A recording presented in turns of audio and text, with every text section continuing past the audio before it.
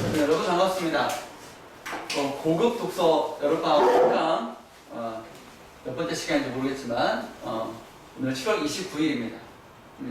그래서 오늘은 1회차 교재의 프린트의 첫 번째 질문, 그 유비 논증에 대한, 동물 실험의 유비 논증에 대한 그 질문의 1번 문제를 지난 시간까지 했었고, 2번, 3번 문제에 대해서 같이 한번 따져보는 시간을 갖겠습니다.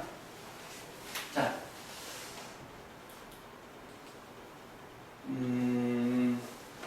시차가 좀 있으니까 천천히 보겠습니다. 윗글을 바탕으로 추론한 내용이다. 추론한 내용으로 가장 적절한 것은 그렇습니다. 추론이라는 것은 본문에 있는 내용을 바탕으로 드러나지 않은 내용을 미루어 짐작하는 게 추론이죠. 추론. 자, 1번부터 보겠습니다. 유비 논증의 개연성은, 이미 알고 있는 정보와 관련이 없는 새로운 대상이 추가될 때 높아진다. 아니요. 개연성 설명하는 부분이 여기 다와 단락을 여러분 참고하시면 관련성이 있는으로 바꿔줘야 됩니다. 이렇게 하나 해결했습니다. 2번, 인간은 자신이 고통을 느낀다는 것이나 동물이 고통을 느낀다는 것이나 모두 유비 논증에 의해 안다. 모두 이런 것들은 좀 조심해서 봐야 돼요. 유비 논증에 의해서 안다. 고통을 느낀다. 이런 말이 어딘가에 있어요. 고통을 느낀다. 그렇죠. 나 단락에서 한 중간 아래 부분에 이런 말이 있죠. 인간은 자신의 고통과 달리 동물의 고통을 직접 느낄 수는 없지만 유비 논증으로 동물이 고통을 느낀다는 것을 알 수 있다. 즉, 라달락의 마지막 문장입니다. 그러니 인간이 자신의 고통을 느끼는 것은 유비 논증에 의해 아는 것이 아니야.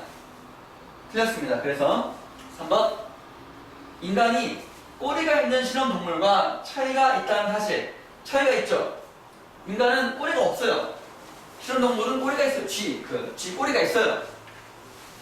동물 실험의 유효성을 주장하는 논증, 즉 동물 실험이 유효하다 하고 주장하는 논증의 개연성을 낮춘다 그랬는데 상관이 없다. 그러니까 꼬리가 있는 거랑 없는 거랑은 유사성이 낮은 건 사실이지만 이것이 동물 실험 메커니즘, 예를 들면 피가 돌고 호흡하고 이런 거랑은 결정적인 유사성이랑은 상관이 없다.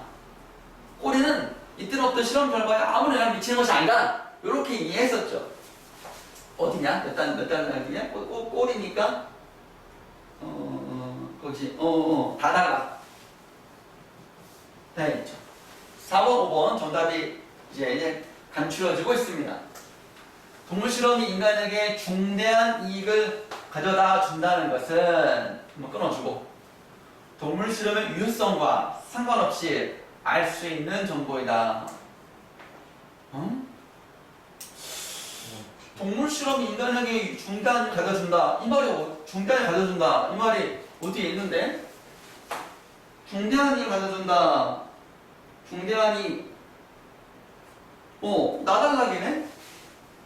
나달락에 보면 주장하는 쪽은 어쩌고저쩌고, 이를 바탕으로 이들은 동물 실험이 인간에게 명백하고 중요한 이를 바탕으로니까 위에 있는 건 다 유비 논증에 의해 가지고 유효하다 이런 거니까 상관없이 알 수 있다? 아니지.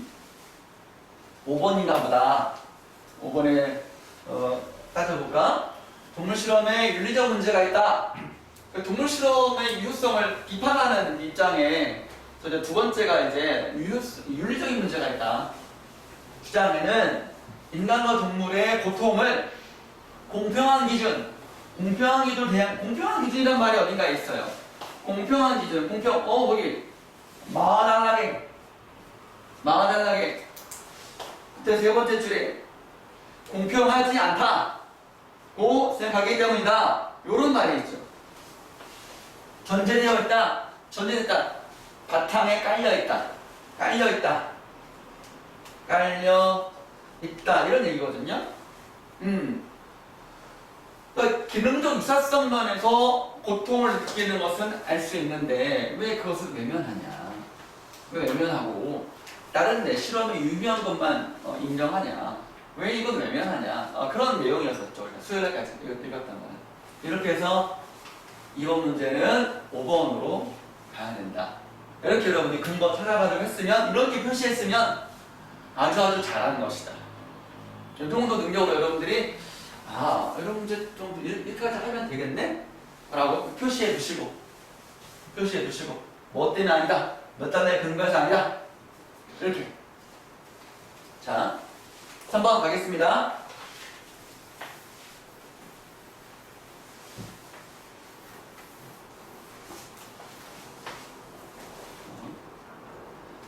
기억과 니은에 대한 설명으로 가장 적절한 것은 기억, 니은, 가장 적절한 건 그랬습니다. 기억은 다달하게 있죠. 유효성을 주장하는 쪽. 유효하다. 니은은 요거를 반대한다. 동물 실험을 반대하는 것입니다. 자, 1번부터 볼까요? 기억과 니은은 모두 인간과 동물이 기능적으로 유사하면 한번 끊어주고, 인과적 메커니즘도 유사하다고 생각한다. 인과적 메커니즘이란 말이 있습니다. 단락에 있습니다. 어떤 맥락으로 쓰였냐? 기능적 유사성 안 돼. 인과적 메커니즘은 달라. 유사성이 같다 하더라도 인과적 메커니즘이 다르기 때문에 이걸 똑같이 적용해서는 안 돼. 동물 실험할 때는 아무 문제 없어도 인간의 메커니즘이 다르기 때문에 인간에게 해를 끼칠 수 있어. 뭐 이런 거 있었죠. 그러니까 유사를 한다는 것은 아마도 기억일 거야. 니은은 아니야. 이렇게 여러분이 체크하면 어떨까? 자, 2번 보겠습니다. 기억이 니은의 비판. 니은이 기억을 비판하죠. 예? 적절히 대응하기 위해서는 끊어주고, 인간과 동물이 기능적으로 유사하지 않다는 것을 보여주면 된다. 아니, 기억은 기능적으로 유사하다는 것은 깔고 있는 거 아니야, 그지? 이것만 가지고 주장하는 거 아니야. 그러니까 인간과 동물이 기능적으로 유사하니까 동물 실험이 인간에게 적용해도 문제없다. 이렇게 얘기한 자신의 핵심 주장을 갖고 유사하지 않다는 것을 보여줘. 아니, 상대방의 공격에 대응하기 위해 자신의 주장을 버려? 이건 논리적으로도 타당하지가 않아, 여러분. 그렇습니까? 타당하지 않죠? 응? 도대체 대응하려면 어떻게 하면 되겠어? 인간의 메커니즘 또 유사하다. 이런 식의 과학적인 근거를 빌어야 될 거 아닙니까? 또 윤리적인 문제도 미안하다. 뭐 이런 얘기 해야 될 거 아니에요? 그러니까 비판하는 내용을 고칠 생각을 해야지. 왜 자신의 핵심 주장을 바꾸냐고. 말이 안 되지. 그렇게 여러분 2번 제끼셔야 됩니다. 응? 3번 보겠습니다. 니은은 기억이 인간과 동물 사이의 기능적 차원의 유사성과 인과적 메커니즘의 차이점 중 전자, 즉 기능적 유사 차원의 유사성만 주목한다고 비판한다. 여기 1번 문제를 오답 체크를 꼼꼼하게 했으면 1번 문제 풀 때 아니다 판단했으면 3번 문제는 맞잖아. 정답. 이렇게 나오는 겁니다. 그러니까 1번 문제에 대한 오답 체크를 철저히 해가면서 문제를 풀면 3번 읽었을 때 맞는데? 한번 언급한 거니까. 고민한 거니까. 맞잖아. 정답이잖아. 이게 라달랑에서 확인할 수가 있는 것입니다. 자, 3번 이해됐습니까? 정답? 테리마? 이해돼? 세연아? 고개 들어라. 고개 숙이면 좋은 것 같다. 딱 포스가 좋은 포스요. 4번 니은은 기억과 달리 주목하고 인간과 동물이 유사하지 않으면 동물 실험 결과는 인간에게 적용할 수 없다고 생각한다. 조금 헷갈리죠? 근데 기억이나 니은이나 둘 다 기본적 유사성 차원은 다 인정하고 있는 부분인 거예요.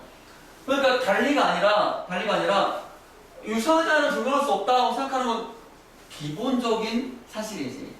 유사성 다 인정하는 거니까. 관리가 아니야. 모두라고 해야 돼. 이렇게 하시고. 음. 5번.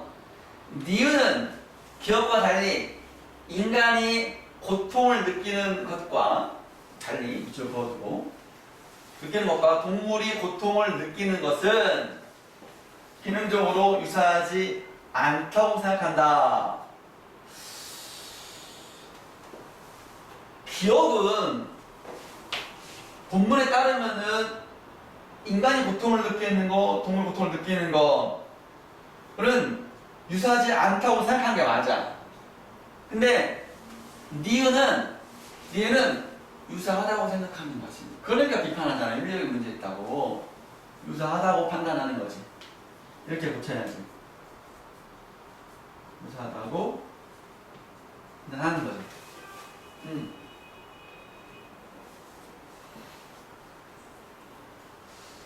4번이 니은은 니은과 기억 모두 인간과 동물이 유사하지 않으면 동물 실험 결과를 인간에게 적용할 수 없다고 생각한다. 기억은 인간과 동물 사이의 기능적 유사성을 강조하니까 유사하지 않다면 당연히 적용할 수 없다고 생각할 거 맞고, 기억은 확실하고, 니은은 동물 실험의 유효성을 동물 실험을 반대하는 쪽이니까 이렇게 생각해 볼 수 있어. 그냥 어떤 비판하기 위한 논거로서 니은이 기억을 비판의 논거로서 유사성의 차원 얘기를 하잖아. 근데 근본적으로 니은 자체 애들은 동물 실험 하지 말자. 여기한테만 보면 저기한테 앉고 싶은데 앉아.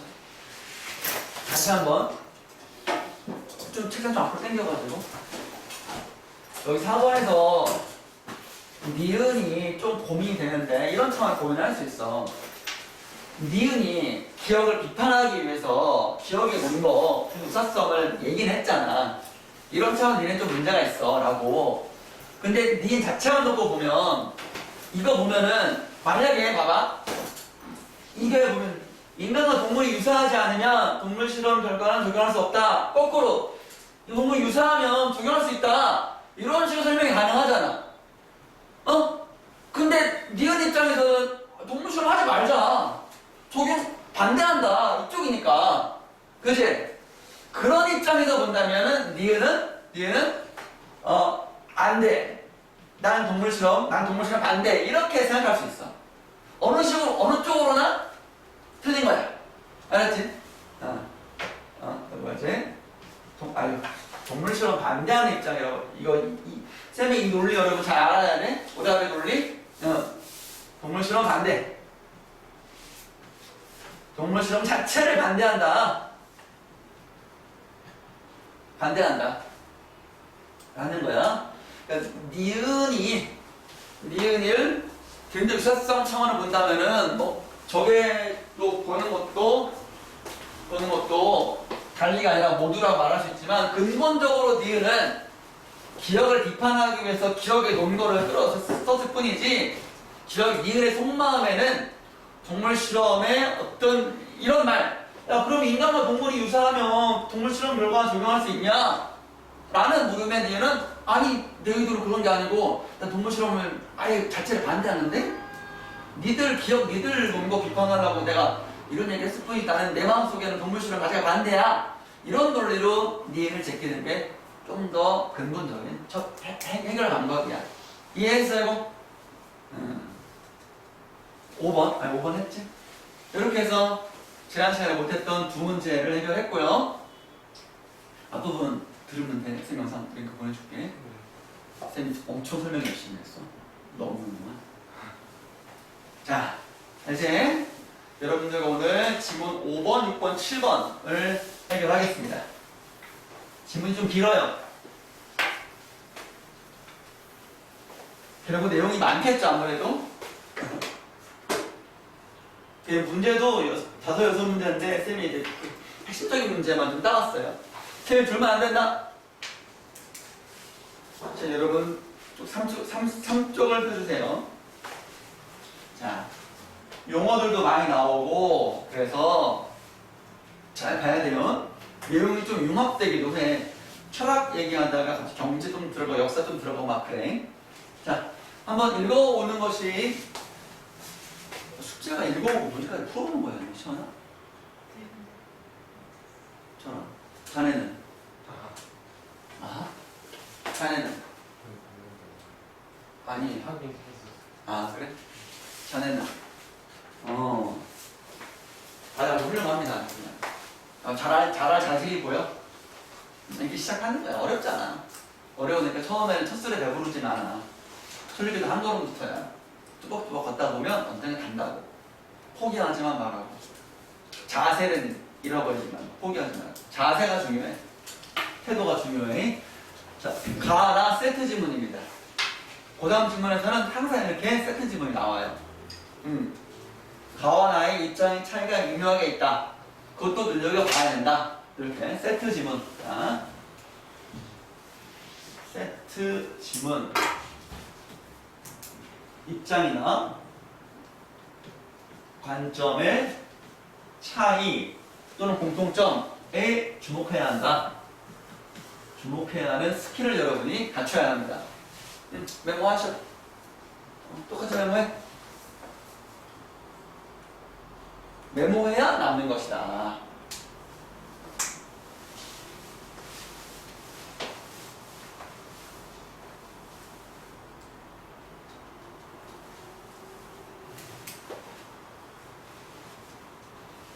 자, 보시죠. 18세기 조선 후기입니다. 북학파들은 청에 다녀온 경험을 연행록으로 기록하여 청의 문물 제도를 수용하자는 북학론을 구체화했다. 어려운 말들이 많습니다. 북학파, 북학이라는 학문의 이름이에요. 그러니까 정식적인 어떤 그런 체계화된 학문은 아니고 그냥 북쪽에 있는 청나라 문물을 배워서 조선을 이롭게 하자. 요런 학자들의 무리, 대부분 실학자들의 일부를 북학파라고 한 거야. 파, 패밀리라고 한 거야. 알겠죠? 조선은 당시에 좀 이제 폐쇄적인 국가였으니까, 청나라는 세계적인 나라였으니까 막 교류가 왔다 갔다 했잖아. 그래서 문물이 발달했거든. 청에 다녀온 경험을 연행록 기행문이야으로 기록하였다. 청의 문물 제도, 주로 이제 물질적인 것들, 망원경이라든가, 나침반 이런 것들, 과학기술. 대부분 과학기술이 많아요. 아니면 박지원 같은 경우는 집을 짓는데 중국은 벽돌을 구워가지고 잘 짓더라. 얼마나 튼튼하고 값싸고 실용적으로 지을 수 있냐. 벽돌의 최근의 블록이잖아요, 여러분. 내가 해봤잖아. 블록이 많으면 굉장히 많은 걸 다양하게 지을 수 있잖아. 튼튼하고 안전하게. 매뉴얼화 할 수 있잖아. 표준화 할 수 있잖아. 조선은 근데 물론 단열 효과도 있고 좋긴 하지만 지키기가 힘들어. 또 들뜨고 이게. 그래서 그런 것들을 박지원 선생이 이렇게 보고 세밀하게 묘사해요. 벽돌을 어떻게 만들고 흙을 어떻게 붓고 다 세세하게 묘사했다는 거예요. 너무 신기하고 이거 야 벽돌 만드는 거 이 기술 배우다가 조선 한번 써먹어야 되겠다. 그런 애정과 열정이 있기 때문에 그렇게 쓴 거예요. 실학자들이. 알겠지? 하다못해 그런 거야. 성 쌓는 것도 다 배워왔어. 자, 그런 문물 제도야. 북한론, 북한파랑 북한론은 같은 거예요. 북한파들의 주장, 그런 이야기 담론을 북한론이라고 하는 거야. 구체화하다.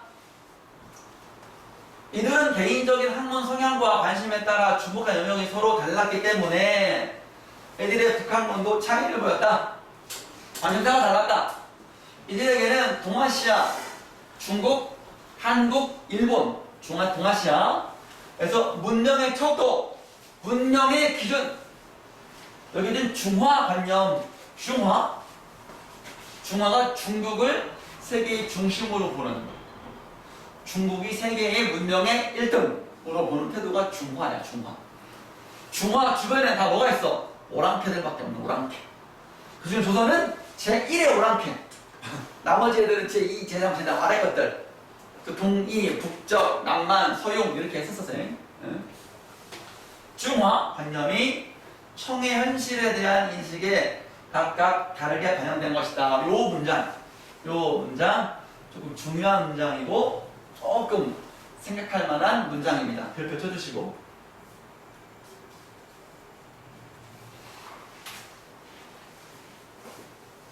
자, 1778년 함께 연행길에 올라 동일한 일정을 소화했던 박제가 이덕무의 연행록에서도 이러한 차이가 확인된다.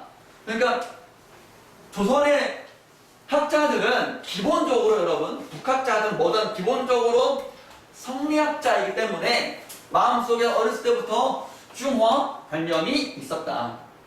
근데 시간이 지나면서 중화관념이 조금 진해지기도 하고 옅어지기도 하고 바꾸기도 하고에 따라서 입장차가 많이 나타났다. 그런 얘기입니다. 중화관념. 그러니까 실학과 대비되는 학문이 성리학. 실학은 좀 실용적인 학문. 성리학은 고리타분한 유학. 그렇게 대비가 됩니다. 알겠지? 세연아, 고개를 들거라. 자, 그 다음 단락 보겠습니다.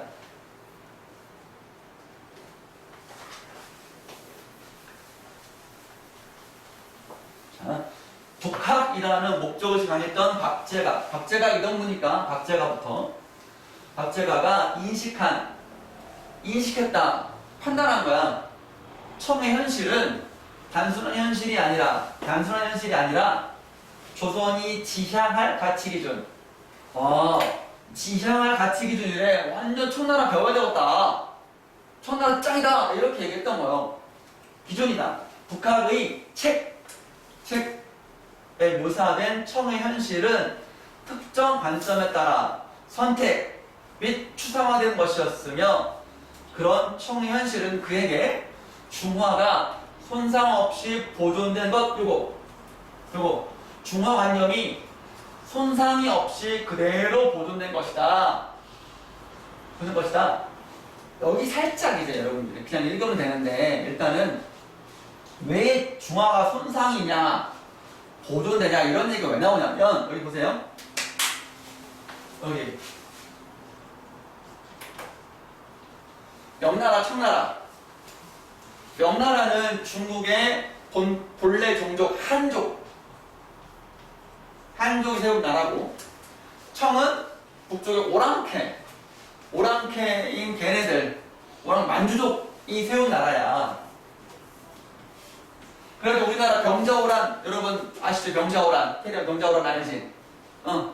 그래가지고 명나라가 진정한 천자이고 중화라고 생각했던 세연아, 고리타분한 학자들 입장에서 청나라는 중화를 인정할 수가 없는 거야. 조선의 고리타분한 성리학자들은 명나라가 최고고 명나라를 멸망시키고 새로 중국의 주인의 청나라의 그 지배권을 인정할 수가 없는 거야.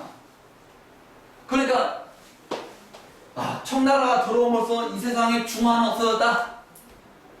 대신 조선이 명으로부터 이어진 그 중화를 받아들였으니 우리가 소중화다. 이런 식으로 소중화. 그러니까 청나라를 인정 안 하는 거야. 청나라 오랑캐라고 개무시하고. 그런 관념, 즉 중화가 손상됐다. 청나라는 중화가 아니다. 이런 입장 속에서 박제가는 가보니까 아니네, 중화 있는데? 중화 손상이 안 됐는데? 이렇게 중국 중심의 세계 질서가 그대로 있는데? 그런 얘기 나온 거야 이제. 그러니까 실학자들은 배워서 알겠지만 조선에서 실학자들은 비주류였어. 구석탱이 찌그러진 학자들이었단 말이야. 아무리 그게 현실적으로 맞아도 대부분의 조선의 헤게모니는 성리학자들, 마음속으로 오랑캐를 개무시하는, 겉으로는 청나라 에이씨 하지만 속으로는 오랑캐 씨들 우리가 중화야 이렇게 했던 우물안을 겨구렸던 그 상황 속에서 박제가는 아닌데 중화 있던데 이렇게 했다라는 거야. 이 말이 그래서 중요한 거야. 조금 이해가 되지? 이거 잡고. 그리고 조선의 발전 방향, 우리 조선도 그렇게 발전해야 한다. 부자가 돼야 된다. 부국강명 해야 된다. 중화관념의 절대성을 인정. 중국의 주인이 한족이건 오랑캐든 상관없다. 중국 주인 세계 질서는 그대로 변함이 없다. 이런 논리 때문에 당시 조선은 나름의 독자성을 유지하기보다 중화와 합치되는 방향으로 나아가야 한다고 생각했고, 그것이 북한론의 밑바탕이다. 합치되는 방향, 독자성을 유지하는 건 좀 그렇다.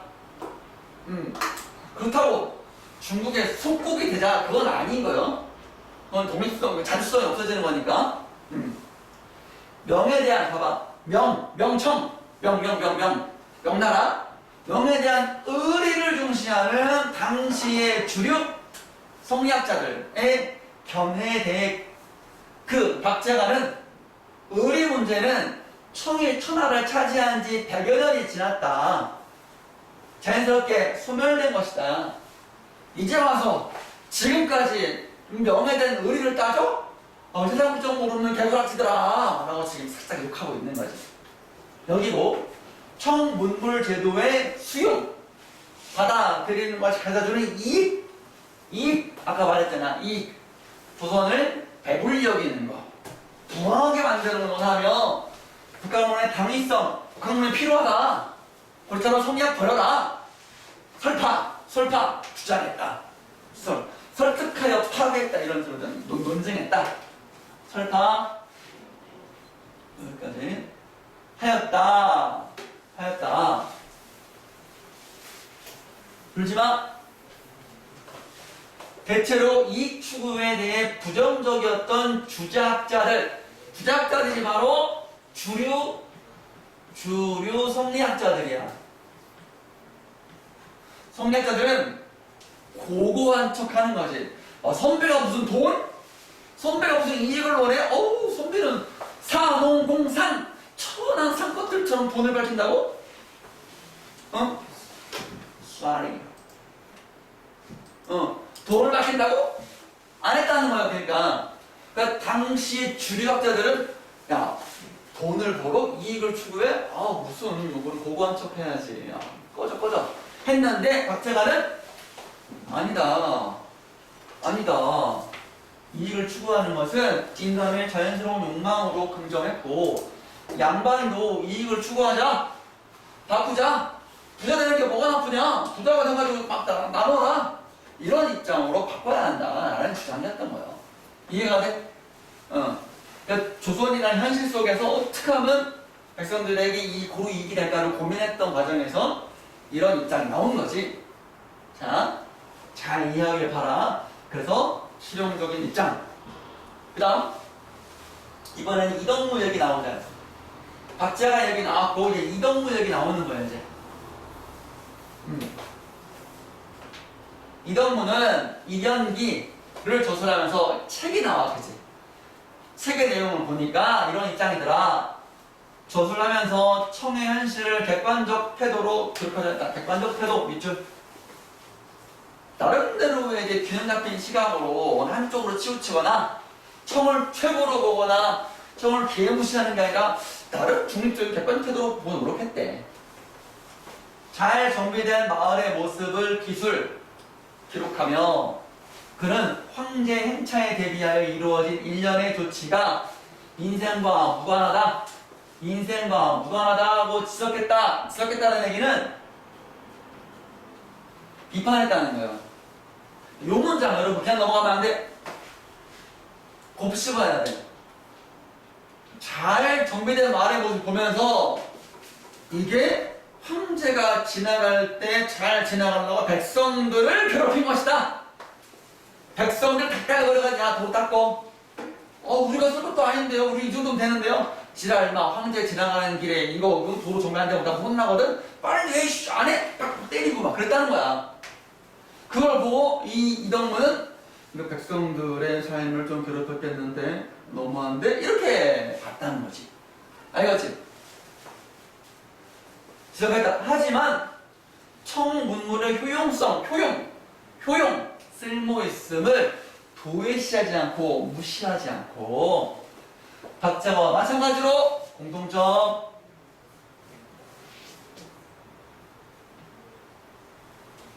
물질적 삶을 중시하는 이용후생 부자 되는 것을 긍정했다. 이용후생 그러니까 쓸모있는 걸 이용함으로써 생을 두텁게 한다. 복지, 민생을 두텁게 한다. 후자가 두터운 후자야. 후생복지라는 말을 써. 관심 보였다. 이용생은 복지, 부국강병. 스스로 평등변. 이제 박스, 별표. 불렀던 인식태도. 나름대로의 가치관인 거야. 인식태도니까 가치관. 여기 보면 객관 태도하고 유사하지. 객관적인 태도로 이 청나라를 안목을 이렇게 바라보는 거를 평등한 견. 저울추처럼 균형 잡기, 치우치는 걸로 보는 게 아니라 균형을 딱 잡고 이렇게 본다는 거예요. 견, 볼견자니까, 알았지? 바탕으로 그는 당시 청에 대한 찬반의 임금법에서 벗어나 무조건 청나라가 보면 최고다! 아니라 오랑캐다! 이 법에서 벗어나 청과 조선의 현실적인 차이뿐 아니라 힘의 차이, 문물의 차이뿐만 아니라 양쪽 모두의 가치를 인정하였다. 여기서 인정하였다. 이런 시각에서 그는 청과 조선은 구분되지만 서로 배타적이지 않다. 통하는 데가 있다. 즉 청을 배우는 것과 조선 사람의 조선 풍토에 맞게 살아가는 것은 서로 모순되지 않는다. 모순되지 않는다. 하지만 이 좀 중요하지. 하지만 좀 올린다. 똑같이 표시하고 태어나 놀지 말고 표시해라. 다 의미가 있는 표시야. 이렇게 한번 해야 돼. 나는 어떤 글을 읽을 때 얼른 표시.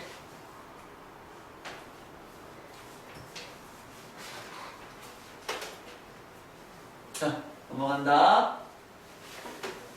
하지만 이 나름대로 평등견을 가지고 객관적으로 보려고 노력했지만 그는 중국인들의 외양, 겉모습이 만주족처럼 즉 순수한 한족들도 머리 감고 돌았잖아. 만주족이 변발하고 머리 따고 막 그랬거든. 그런 것들이 보고 비통한 감정을 토해내며 중화의 중심에 달겠던 명예에 대한 의리를 중시했다. 요거는 좀 이제 인식태도 평등견에서 벗어나는 거잖아. 명나라에 대한 의리를 지키는 그런 거니까 살짝 벗은 태도도 보였다.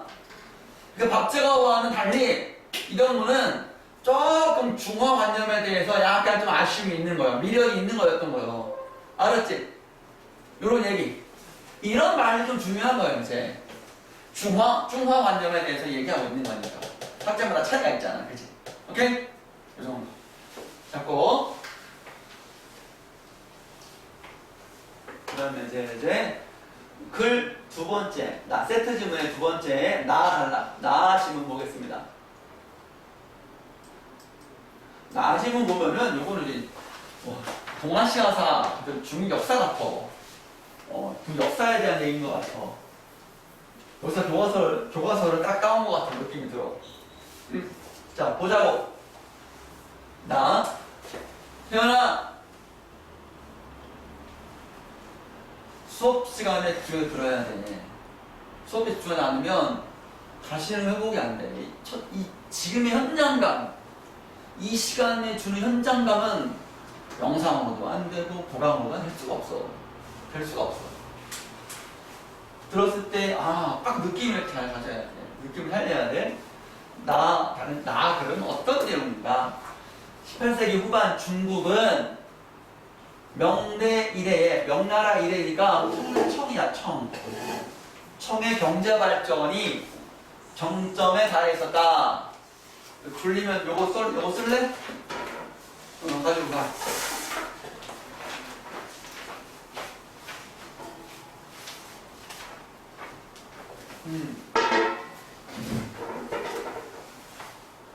경제 발전이 정점은 최고. 정자가 마루 정자야. 산마루 정복, 산꼭대기. 산꼭대기 여기니까 최고 높은 상태에 달해 있었다. 대부분의 주민들이 접근할 수 있는 향촌의 전기 시장이랑 있고, 인구 100만의 대도시. 100만. 와. 서울은 부산은 없었었어. 100만. 서울도 많아야 20만 정도 됐다고 하더라고. 많아야 20만. 대도시의 시장에 이르는 여러 단계의 시장들이, 그러니까 대도시의 시장도 있고 조그만한 도시 시장들이 많았다는 거예요. 전통시장 이런 것들이. 자고로 시장이 많아야 교육이 잘 되는 거잖아. 상업이 발달했다고 볼 수 있는 거잖아. 그물처럼 연결되어 국내 교육이 활발하게 이루어지고 있었다. 그러니까 중국은 다른 나라와의 무역 없이도 자국 내에서 이제 자국 내 교육만으로도 먹고 살 수가 있어. 또 우리나라는 안 돼. 수출 수입을 많이 하는 나라라서 수출을 먹고 살 수 있어. 예수 시장이 우리나라는 턱없이 부족해. 무슨 말이야? 인구가 없으니까. 자, 장거리 교육의 상품이 사치품에 한정되지 않고 일단 더 물건까지 확대되었다. 처음에는 사치품 정도로 서역에서 막 비단길로 실크로드로 오면서 막 이제 서역에 또 이런 것도 오잖아. 대신 중국은 비단 같은 거 팔고 인상 팔고 사치품 오잖아. 그러다가 이제 확대가 되니까 일상 물건까지 온 거예요. 지금의 무역이 된 거지 지금. 알겠지? 되게 엄청 발전한 근거를 지금 보여주고 있는 거예요. 그럼 맥락을 읽으면 되었지? 상인 조직의 발전, 신용기관의 확대, 은행 이런 것들. 은행들. 교육의 질과 양이 급변하고 있었다. 급변한다면 어떻게 된 거예요? 급변 떨어지는 거예요? 올라가는 거예요? 올라가는 거지, 그지? 올라가는 거예요. 대외무역의 발전, 은의 유입, 지금은 세계의 결제 화폐는 달러 아니면 유로 이런 것들이야. 달러로 대부분 하잖아. 근데 그보다도 금으로도 할 수도 있어. 대부분 달러로 하지. 근데 이때 당시에는 은이 화폐로다가 전 세계적으로 유통되었다 이 소리예요. 알겠지? 유입은 중국의 경제 번영에 영향을 미치는 외부적 요인이었다. 은의 유입, 은을 들어오고 이렇게 가능해지 은을 매개로 한 과세, 세금을 매기는 거예요. 상품경제의 발전을 자극하였다. 화폐, 그동안은 물물교환이었다가 이제 화폐를 통한 거래가 되는 거니까 한 단계 발전한 거지. 은과 상품의 세계적 순환으로 중국 경제가 세계 경제와 힘을 얻었다. 세계적으로는 당시에 16, 18세기에 뭐 절대 왕정시기 해가지고 신항로 개척으로 해가지고 막 남아메리카 막 들어가서 뺏고 은 뺏어가지고 중국에 유럽에 막 은으로 막 화폐하고 막 했었거든. 그러니 맞물려 돌아가는 거지. 무슨 말인지 알지? 여기까지만 하더라도 그냥 엄청 발전했다. 이런 근거로 엄청 발전했다. 정도 읽으면 되겠지? 그 다음 보자. 그러나 항상 명이 있으면 암이 있는 거야. 그래서 명암이라고 하지. 그러나 청의 번영은 지속되지 않았고 19세기에 접어들어 1800년대 들어오면서 심각한 내외의 위기 안의 위기, 바깥의 위기가 직면했다. 딱 맞닥뜨려서 급속한 하락 시대를 겪게 되었다. 그래가지고 서구 열강대에 들어와가지고 아편전쟁 해가지고 무너졌잖아. 지배당했잖아. 자, 그번 연행했던 18세기 후반, 그러니까 거의 시기가 비슷하잖아. 후반하고 19세기가 맞물려 돌아가잖아. 이미 위기의 징후들이 나타나고 있었다. 이런 연행록에 드러난다라는 거잖아. 그지? 급격한 인구 증가로 인한 여러 문제. 자, 인과 잘 따져. 인과를 놓치면은 정답지를 완전 오답할 수 있으니까 인과를 다 따져야 돼. 인구가 증가하니까 좋은 점도 있지만 문제가 많았다는 거예요. 문제가 생겼다. 새로운 작물 재배, 개간, 이주, 농경 집약화 등의 민간의 노력. 그러니까 문제가 뭔지 모르겠지만 있었는데 이 문제를 해결하기 위해서 이런 것들을 했대. 누가? 민간이라는 건 뭐요? 정부가 하지 않았다는 거요. 이런 것도 포인트야. 대부분 국가의 문제는 국가가 해결한다고 생각하잖아. 근데 민간이 노력한 거요. 국가. 아니다 라는 것도 포인트지. 해결이 안 됐대. 그러니까 딱 보면은 인구가 증가하니까 먹여 살릴 게 없잖아. 식량이 모자라잖아. 그래가지고 새로운 작물 재배하고 농토를 확보하기 위해 개간 산을 막 까가지고 밭 만들고 그랬다는 거요.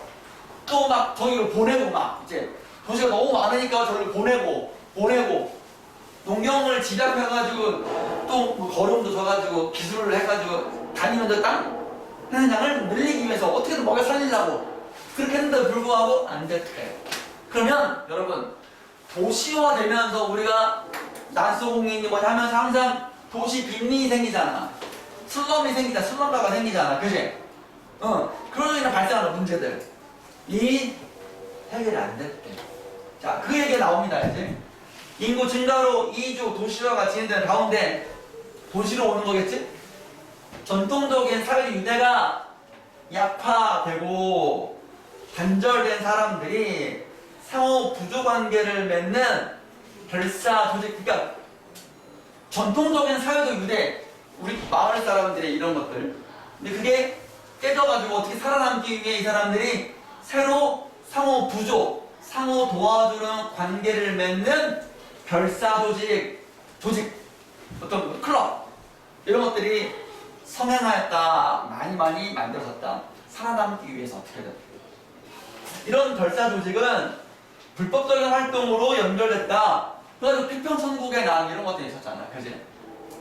종교랑 연결돼가지고. 야, 저희 가면 배 먹을 걸 준대. 그래? 가자. 했더니, 아이고, 성도님 어서 오시라고. 배고프냐고, 이거 먹으라고.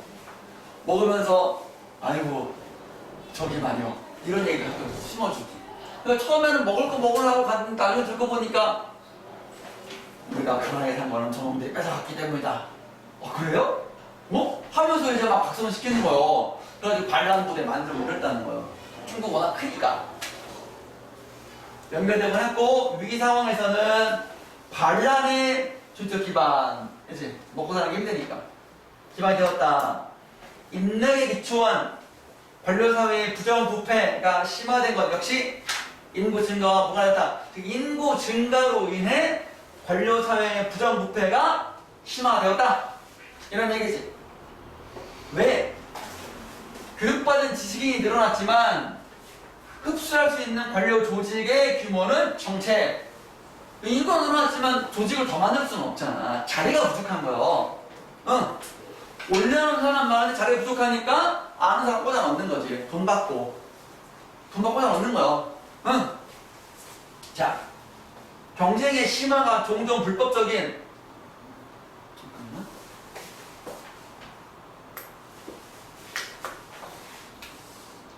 배터리가, 네, 잠시 기술적인 문제가 있어가지고 멈췄다가 다시 하겠습니다. 부분 청나라가 좀 문제가 있는 요 단락에서 인과관계에 주목해서 어떤 문제 때문에 어떤 일이 발생했다. 인구 증가 관련해가지고 관료사회의 부정부패도 인구 증가 때문이다. 라는 것이었습니다. 그래서 경쟁이 심하고 종종 불법적인 여기까지 자, 행위로 연결되었다. 이와 같이 정리해주고 있습니다. 18세기 후반 청의 화려한 번영의 글에는 심각한 위기의 씨앗들이 뿌려져 있었다. 문제점들이라는 얘기죠, 이제. 기억이고. 자, 그 다음 단락 보겠습니다. 마지막에는 통치자들도 번영 속에서 불안을 느끼고 있었다. 왕들도, 황제들도 알고 있었다는 거야. 조정에는 외국과의 접촉으로부터 백성들을 차단하는 경향이 있었으면 아무래도 이제 불안불안하니까 이제 막 중국 와가지고 독립이니 어쩌고 하니 그러면 왕은 반란 어쩌고 하면 안 되잖아. 서양 선교사들의 선교 활동 주로 이제 카톨릭 선교 활동 확대로 인해 이런 영향이 강화되기도 했다. 이런 경향은 차단하려는 경향이야. 처음에는 선교사들도 좋게 봤다가 나중에는 목 자르고 막 그랬었어. 이 때문에 18세기 후반에 청조정은 서양에 대한 무역 개방을 축소하는 모습이다. 축소하는 건 뭐야? 원래는 확 이만큼이었다가 이만큼으로 축소하는 거예요. 불안하니까. 불안하니까 밖으로 더 나가는 게 아니라 움츠러드는 거야. 지금 이렇게 지키려고. 불안하니까. 이 선택이 나중에는 중국의 어떤 오랜 시간 동안 여러분 미국 서양 세력이 중국의 GDP에 얼마 안 됐었어. 중국이 몇천 년간 세계 이거였거든. 그러다가 이것 때문에 과학기술 발전이 늦어가지고 지배당했잖아. 그런 다음에 이제 공산주의 돼가지고 지금 중국이 조금 올라오려고 하는데 지금 싸우고 있잖아. 미국이랑 전 세계랑. 중국 패권이 올라나 모르겠어.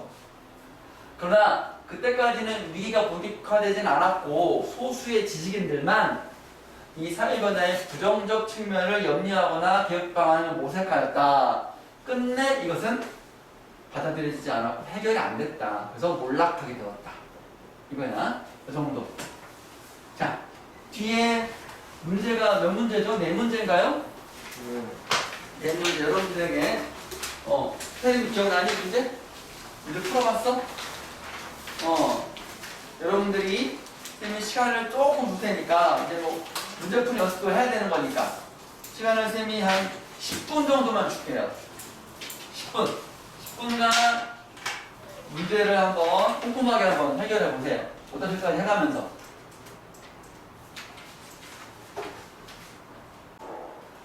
네, 여러분. 문제 푸는 시간 10분 다 했었죠? 선생님이 녹화 버튼을 누르는 걸 깜빡하는 바람에 다 설명하고 다 갔어. 수업 끝났어. 다시 설명하는 겁니다. 자, 1번 보겠습니다.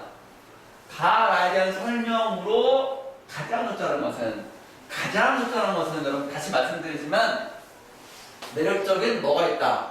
오답이 있기 때문에 꼼꼼하게 봐야 된다. 자, 1번부터 보겠습니다. 나 아니야.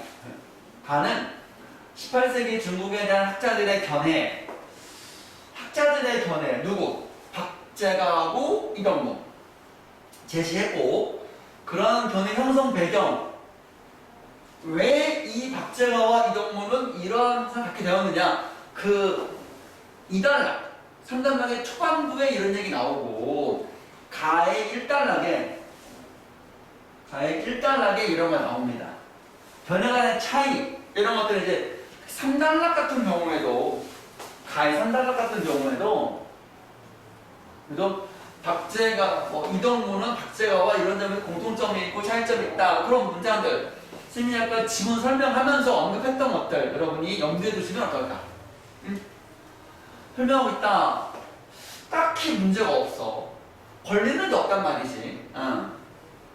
그러면 우선 정답을 유력한 후보로 남겨두고 다른 것들을 이제 오답 체크해야지. 가장 복잡한 거니까.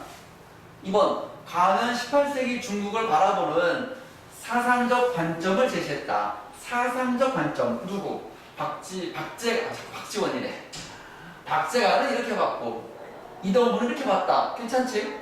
그런데 각 관점이 지닌 역사적 의의 한계, 이거는 조금 세모라 하더라도 한계는 뭐야? 문제점. 이런 점에서 박제가는 아쉬운 점이 있다. 이런 점에서 이동훈은 아쉬운 점이 있다. 이런 얘기가 나오는 건데 한계는 확실히 없잖아? 따지고 보면 역사적 의의 이런 점에서 조선 후기 실학사에서 박제가, 이동훈은 이러한 중요한 점이 있다. 이러한 평가가 있다. 뭐 그런 게 없거든. 틀렸어. 3번. 나는 18세기 중국의 사회상을 제시하면서 나야 나? 그렇지. 사회상이 있지. 다양한 사회상을 시대별 명나라 때 어떻고 청나라 때 어떻고 이런 것들 청나라밖에 안 나왔는데 시대별 기준 분류 안 되지. 틀렸어.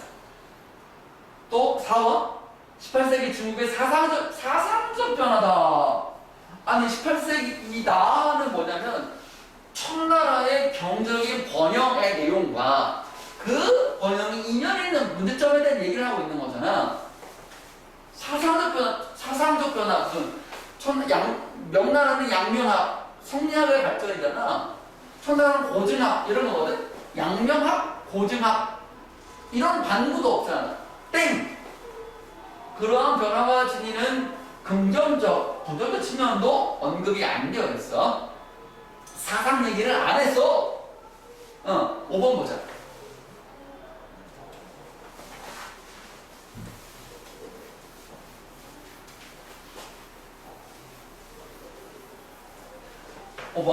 가와 나 모두 18세기 중국의 현실을 제시하면서 현실을 제시했지 하면서 그런 현실이 다른 나라에 미친 영향이다.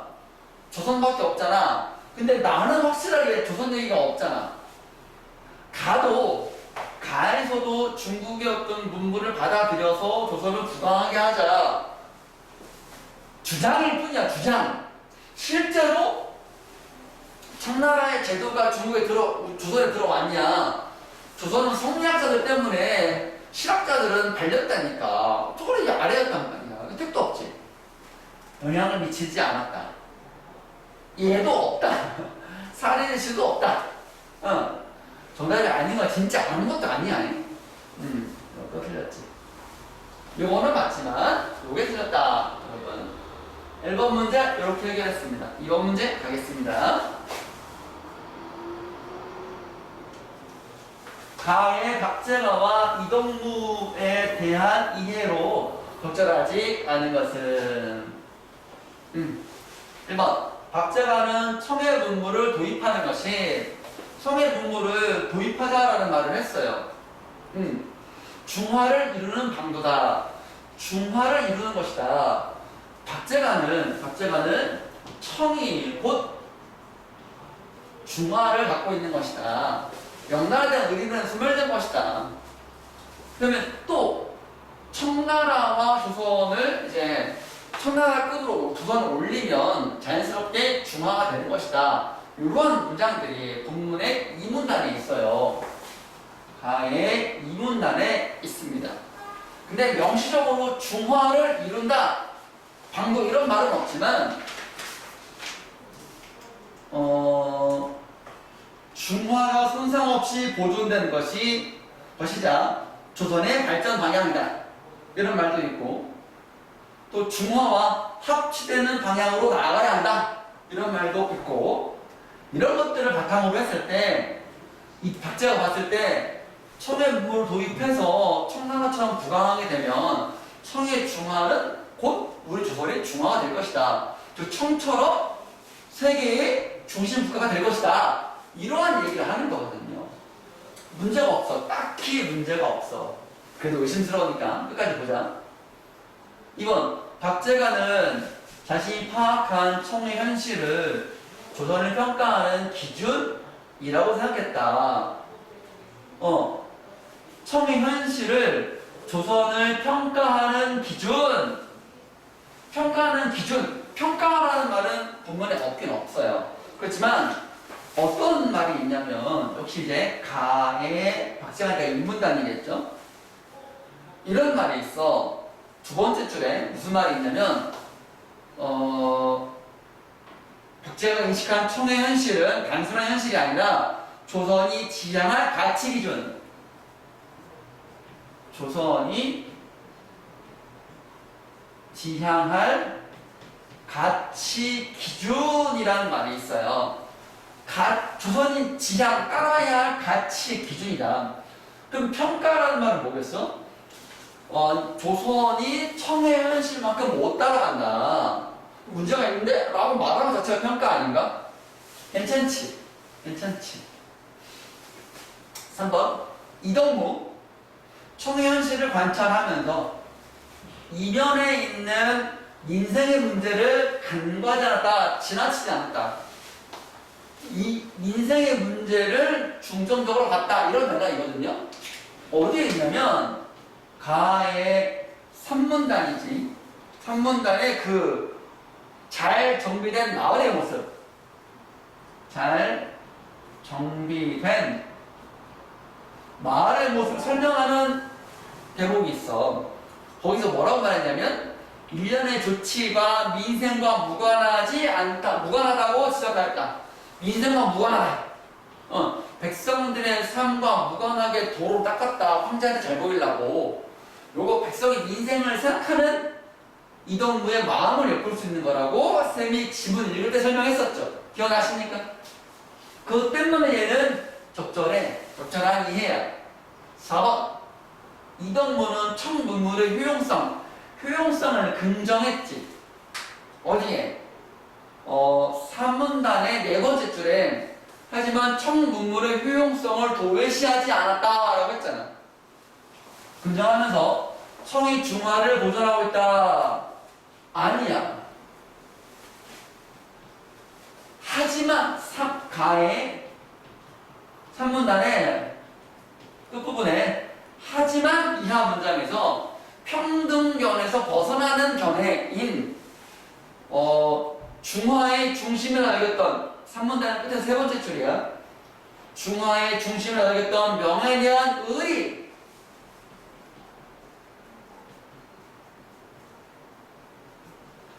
명에 대한 의리 이 얘기 나오거든.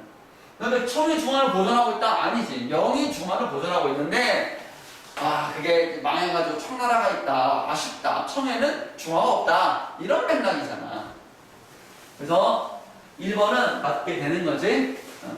5번 박자가 이동무는 모두 중화관념 자체에 대해서는 긍정적이다. 요거를 여러분이 판단을 잘해야 돼요. 이제 보면은 박자 같은 경우는 청이 중화다. 명은 끝났다. 이동무는 명이 중화다. 지금 이 얘기 중화관념이다. 중화관념이 뭐냐면 중국이 천하의 중심이다. 중국이 세계 표준이다. 이런 얘기거든. 이거는 둘 다 인정을 해. 다만 박자가는 청이 중화이고 이동무는 청이 지금 지배하고 있지만 명이 중화다. 아쉽다. 이런 얘기만 나오고 있는 거잖아. 그러니까 둘 다 중국이 세계 중심이고 나머지는 변방이다. 이런 생각은 다 인정했던 거지. 이렇게 잘 읽어 나가야 돼. 아시겠죠? 그래서 2번의 정답은 4번. 다음 3번 문제 갑시다.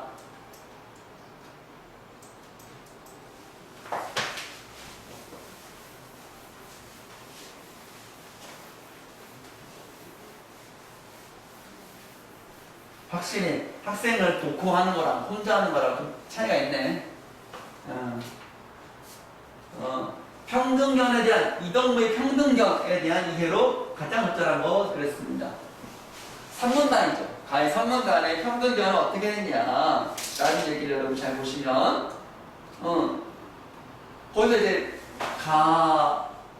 가의 산문단의 한 5번째, 6번째 줄 보면은 평등견 내용 박스 그 다음에 뭐라고 나왔냐면 청에 대한 찬반의 이분법에서 벗어나서 청과 주선의 현실의 차이뿐만 아니라 양쪽 모두의 가치를 인정했다.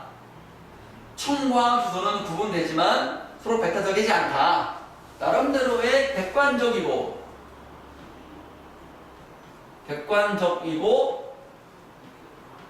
중립적인 시선에서 청과 주 현실을 비교 분석했던 것이죠. 그래서 이 문제를 풀 때 여러분들이 이렇게 봐봐. 조선의 풍토를 기준으로 삼아 청의 제도를 개선하자. 조선의 풍토를 기준으로 삼는 얘기는 조선을 더 우위에 둔다는 거잖아. 평등하지 않아. 한쪽으로 치우친 거야. 이런 얘기 없어. 평등형이랑 어울리지 않아. 2번도 봐봐. 청의 방식에 따라 아니야. 평등형에 따르면은 나름대로 가치가 있어. 3번 봐봐. 청과 조선의 가치를 평등하게 인정하고 그렇다는데 풍토로 인한 차이를 해소한다. 차이를 해소한다는 얘기는 어느 한쪽을 갖게 만든다는 거잖아. 근데 본문에 뭐라고 하냐면 서로의 풍토를 인정하고 라고 나왔거든. 이거 아니야? 4번 중국인이 외양이 변화된 모습을 명예에 대한 의리 문제와 관련지와 파악한다. 요거 명예에 대한 의리를 지키는 거는 명예에 치우친 거잖아. 요거는 평등견에서 벗어났다라는 부분이 나왔거든. 벗어난 인식이야. 끝부분 하지만 다음 문장에서 하지만 이하의 문장에서 이거는 벗어난 거라 그랬거든. 5번 보자. 청에 대한 배타적인 태도를 지향하고 청을 조선 성장자들은 청을 오랑캐라 그랬잖아. 그렇게 하지 말고 청 나름대로 같이 인정하고 청과 구분된 조선의 독자성을 유지하자. 청과 조선의 독자성. 아까 쌤이 이 문제 풀 때 읽었던 그 이하의 문장에서 5번은 적절한 판단을 해야 돼요, 여러분들. 응? 가의 3문단의 평등견 박스 그 이하의 문장을 통해서 여러분들이 5번은 이덕무가 제기한 평등견의 견해와 일치하는 것이다. 객관적인 태도에서 청과 조선의 차이도 인정하고 나름의 가치 존중하고 배울 건 배우고 지킬 건 지키자 이런 얘기가 평등견이었던 거지. 그런 식으로 여러분 3번 문제 푸시면 좋아요. 다음 4번 마지막 4번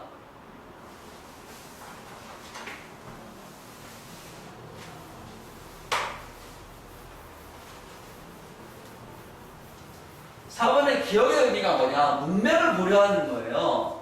그래, 흐름을 봤을 때 기억 심각한 위기의 씨앗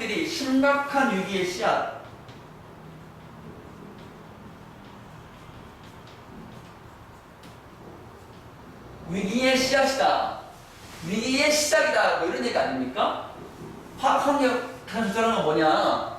여러분들이 어느 정도 이렇게 문맥으로 기억의 의미를 예측해 볼 수 있잖아. 원래 글을 읽을 때 나의 이달락을 읽으면 이게 이미 있었구나. 조짐이 좀 보였구나. 그 내용이 뭐지? 그를 어느 정도 예측하고 문제를 풀 수 있어야 되는 건지 그거를 문제반한테서 물어본 거야. 그러면 선택지를 보기 전에 여러분들이 정답의 단서가 되는 키워드 정도는 뽑아낼 수가 있어. 그러면 위기의 근원이 뭐야? 뭐 때문에 위기가 생긴 거야? 문맥을 보면 즉 이문단을 보면 근원이 뭐냐면 급격한 인구 증가라고 나와. 급격한 인구 도시가 발전하면서 급격한 인구 증가로 인해 여러 가지 문제가 발생했어. 제 본문 설명할 때 식량 문제가 발생해가지고 새로운 작물을 보급하고 대간도 하고 이주도 하고 용농의 집약화도 하고 또 그런 게 안 됐어. 그렇지? 또 그로 인해 가지고 일자리가 없어가지고 막 메가매직과 부정부패하고 여러 가지 문제 발생하고 그걸 간만에 가니까 소외가 발생해서 그런 사람이 따로 조직을 만들었는데 그 조직이 위기 상황에서 반란으로 가고 그런 문제들이 만들어졌지. 다 뭐 때문에 그래? 공통적 키워드는 인구 증가야. 이런 거 보면 묘하게 답이 1, 2, 3, 4에서 답이 되는 키워드가 딱 들어가 있어. 1번, 2번, 4번, 5번에 인구 증가란 말이 없어. 신기하지? 정답이 이런 거.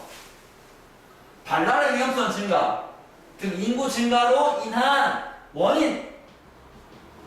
인구 증가가 원인이고 문제점들이 결과지. 나타나는 상황이다. 딱 들어갔잖아. 인과.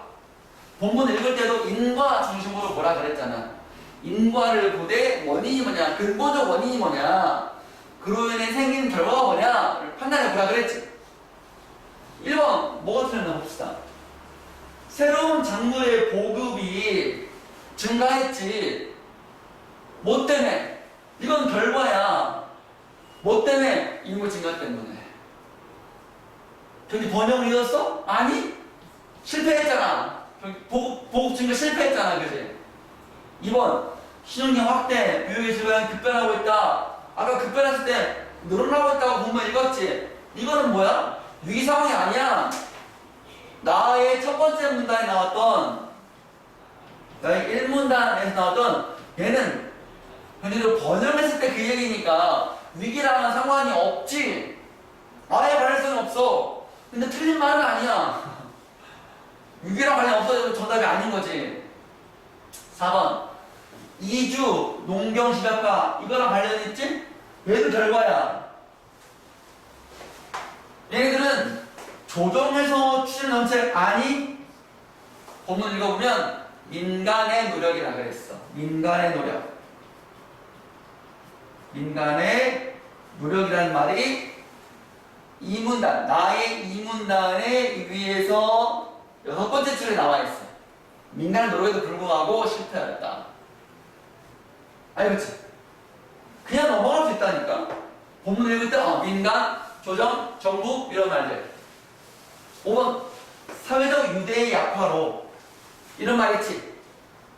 그러니까 그렇게 인구 증가로 인해서 경제가 발전하고 부자 양극화 생기면서 전통적인 사회 유대가 약화돼가지고 그런 사람들이 모여가지고 새로운 결사체를 만들었다 그랬지. 결사 조직을 만들어서 이것들이 위기 상황에서 반란으로 이루어지니까 문제가 됐다. 이런 맥락이었지, 문맥은. 그런데 이거랑 관료사회의 부정부패가 심화되었다. 두 개의 말은 다 있어. 근데 이렇게 설명하자면 A의 원인으로 B가 결과가 일어났어. 또 똑같이 그치? C의 원인으로 B가 생겨났어. B라네. B 생겨났어. 그러면 인과 A가 원인, B가 결과, C가 원인, B가 결과 이렇게 나온다면 이 문제는 A하고 D를 묶어버린 거야. 그렇듯하지. 본문에 A도 있고 B도 있으니까. 그렇지만 A의 원인에 따른 결과는 이게 아니라 B여야 되고 D로 인하는 거는 A가 아니라 C여야 되는 거야. 서로 엉뚱한 것끼리 엮어놨어. 틀린 거야. 이렇게. 알겠죠? 관료에 대해 부정부패가 심해진 이유는 뭐야? 인구 증가로 인해 공부한 지식인이 많은데 일자리가 없으니까, 일자리는 정체되어 있으니까 어떻게든 들어가려고 부정한 방법을 썼다. 그래가지고 부정부패가 심해졌다. 이런 내용이었잖아. 앞에 이런 게 나와야지 유대 약파가 나온 게 아니라 여러분. 자, 인과관계의 맥락을 파악하는 것이 굉장히 중요하다. 인과를 어그러뜨리면 그게 적절하지 않게 되는 것이다. 아시겠죠? 자, 원래 수업했던 것보다 조금 더 빠르게 설명을 했네. 다음 지문도 좀 설명하다가 다 못해서 그냥 좀 끊기 좀 애매해가지고 다음 지문도 조금 읽다가 이제 다 말았어요. 그러니까 다음 시간에 다시 이제 설명할 텐데 여러분들은 숙제가 뭐냐면 지문 6번이잖아. 지문 5번까지 복습, 철저한 복습 1번. 그리고 또 6번, 7번의 지문을 꼼꼼하게 밑으로 그 표시해가면서 읽고 관련된 문제도 어떻게 지금 쌤이 풀었던 것처럼 지문에 근거하여 통찰력을 가지고 문제를 꼼꼼하게 풀어오는 것이 숙제입니다. 검사하겠습니다. 아시겠죠? 자, 다음 시간에는 수요일은 우리 방학이야. 뭐 없어. 그럼 오지 마. 알았지? 금요일 날 만나는 거야. 응.